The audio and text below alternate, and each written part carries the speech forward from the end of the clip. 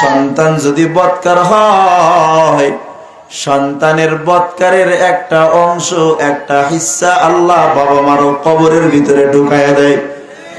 যেমন নেককার সন্তানের নেক আমলের একটা অংশের হিস্সা আল্লাহ বাবা মার কবরেও পৌঁছায়া দেয়।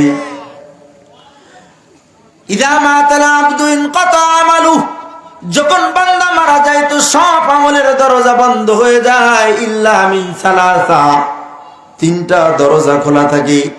এর ভিতরে একটা দরজার নাম হলো নেককার সন্তান। নেককার সন্তান দুনিয়াতে নেক আমল করবে, ওই নেককার সন্তানের নেক আমলের বদলা আল্লাহ বান্দার কবরের ভিতরে বাবা মার আমলে পৌঁছায়া দিবি। ওই যে আমাদের একজন বুজুর্গ ছিলেন, প্রতিদিন শেষ রাত্রে তাহাজ্জুদের পর কোরআনে কারিমের তেলাওয়াত করতেন। কোরআনে কারিমের লম্বা তেলাওয়াত করে আল্লাহর বান্দা কবরস্থানের পাশে চলে যাইতেন, গিয়ে বলতেন, আল্লাহ আমি যে কোরআনে কারিমের তেলাওয়াত গুলা করছি, এই তেলাওয়াতের সওয়াব এই কবরস্থানে যারা রয়েছে আল্লাহ আপনি সবার আমলনামার ভিতরে পৌঁছায়া দেন। গালিবান মালিক ইবনে দিনার রাহমাতুল্লাহি আলাইহি, মালিক ইবনে দিনার প্রতিদিন রাত্রে শেষ অংশে তাহাজ্জুদের পর কোরআনে কারিমের তেলাওয়াতের সওয়াব পৌঁছায়, ইসালে সওয়াব করে মৃত ব্যক্তিদের নামে।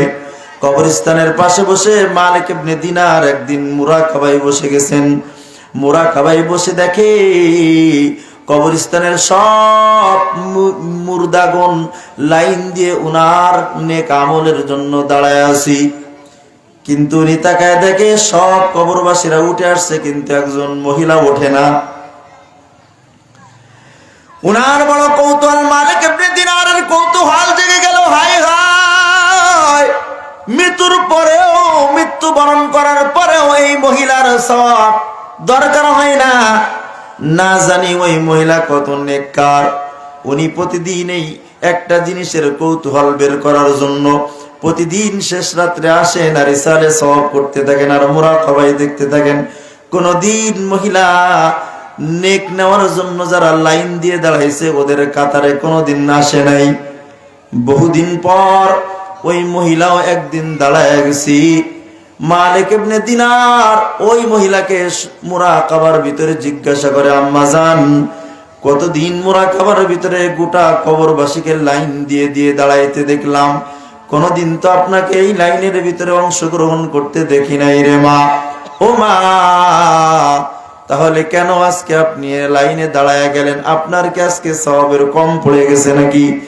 মহিলা ডাক দিয়া বলে, ও মালিক ইবনে দিনার, আমি ইন্তেকালের পর দুনিয়াতে আমার একটা সন্তান হাফেজে কোরআন ছিল।